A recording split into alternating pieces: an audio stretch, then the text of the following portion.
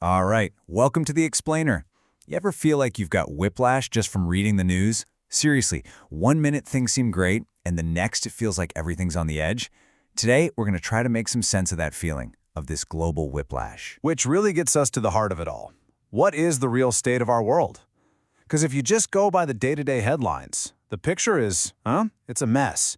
It honestly feels like we're being pulled in completely opposite directions, all at the same time. And that's the core contradiction we're digging into. Our world is basically defined by this giant tug of war. On one side, you have incredible real progress, and on the other, you have this deepening, very serious peril. So let's break down what that actually looks like, and we'll start with the economy. First up, our economic fault lines. And wow, this is where that contradiction is maybe the clearest. It's a story of absolutely amazing growth crashing right up against some major systemic risk. Okay, so let's start with the peril. We've got a pretty stark warning here from the International Monetary Fund, the IMF. They're seeing real, tangible risks that could spark a global slowdown, and they're pointing right at these escalating trade fights. You know, when the IMF says something like that, markets get jumped. So what's driving all this anxiety? It's really this one big policy move. The United States bringing in a whole bunch of sweeping new tariffs. Now, this is not a small adjustment. This is like throwing a giant rock into the pond of global trade. The ripples go absolutely everywhere. And the sheer scope of this is what's pretty staggering. I mean, look at this list. We're not talking about small economies. We're talking about India, Canada, Taiwan, the entire European Union. These are some of the world's biggest economic players, crucial tech partners, and yeah, even some of America's oldest allies. It just goes to show how interconnected everything is, and maybe just how fragile too. But then, in the middle of all this economic gloom and talk of trade wars, you get this. A single number. $76.4 billion. That's what Microsoft made in revenue in just 3 months. All driven by this insane explosion in AI and cloud computing. It's just an incredible display of economic power, and it's happening at the exact same time as all these fears about a global slowdown. Now, this same kind of duality, this progress and peril thing, it's also playing out on our planet. We are facing some enormous natural challenges, no doubt, but at the same time, we're developing some truly incredible ways to fight back and adapt. On the pressure side, nature sometimes just flexes its awesome and frankly terrifying power. A massive 8.8 magnitude earthquake hits Russia's Kamchatka Peninsula. An event on that scale is a catastrophic threat.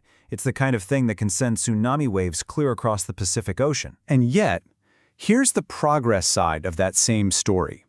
Because of really effective early warning systems and super-fast evacuations, casualties were kept to a minimum. And that is a powerful example of how we're getting better at anticipating and surviving these major disasters. It's a real win for human ingenuity and resilience. But here's another twist, another contradiction for you. The solution to one of our biggest crises, climate change, is creating a whole new kind of pressure.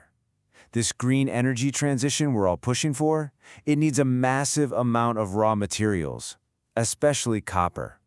It's essential for literally everything. Renewable projects, smart grids, and all those millions of new electric cars hitting the streets. And hey, this isn't just some abstract concept. Look at this. This is a real, tangible result of that transition.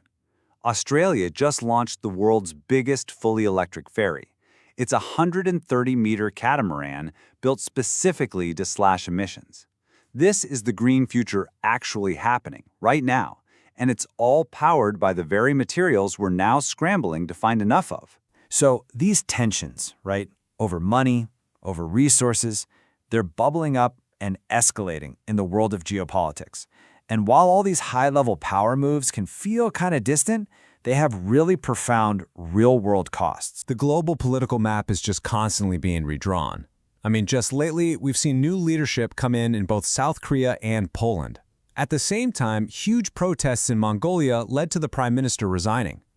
Any one of these is a big deal, but when you put them all together, they paint this picture of instability, of power dynamics being reshaped in real time. And all these shifts are happening in a super tense environment. A recent intelligence report from Australia, Well, they put it very bluntly. They said that a major war between big powers, especially in the Indo-Pacific, is, quote, no longer unthinkable. That phrase, no longer unthinkable, coming from a key country in the region, is pretty chilling. And while leaders and strategists are busy gaming out what's unthinkable, this is the reality on the ground today. A new UN report just found that over 1 billion people in Africa are struggling just to afford a healthy diet. That's a staggering, mind-boggling number. It's a humanitarian crisis that is happening right now. So, we've got an economy of risk and reward, a planet of crisis and resilience, and a political world of conflict and immense human need. It's a lot. So where do we go from here? In a world that feels so fractured, are there any forces still managing to pull us together? Well, maybe there are. Even in times this tense, we still have these powerful, visible symbols of a global community. Thousands of athletes are about to gather for the World Games in Chengdu. And right after that, teams from all over the world will head to England for the Women's Rugby World Cup. These events tell a different story. They're a counter-narrative to all the division, a reminder of shared passions and, peaceful competition. And so that leaves us with the final, really essential question. We're living in a world that is just jam-packed with paradoxes. Immense wealth next to terrifying risk. Incredible resilience next to devastating vulnerability. Deepening divisions right alongside these enduring moments of community. So with our world being pulled so hard in so many different directions at once, which one is ultimately going to win out?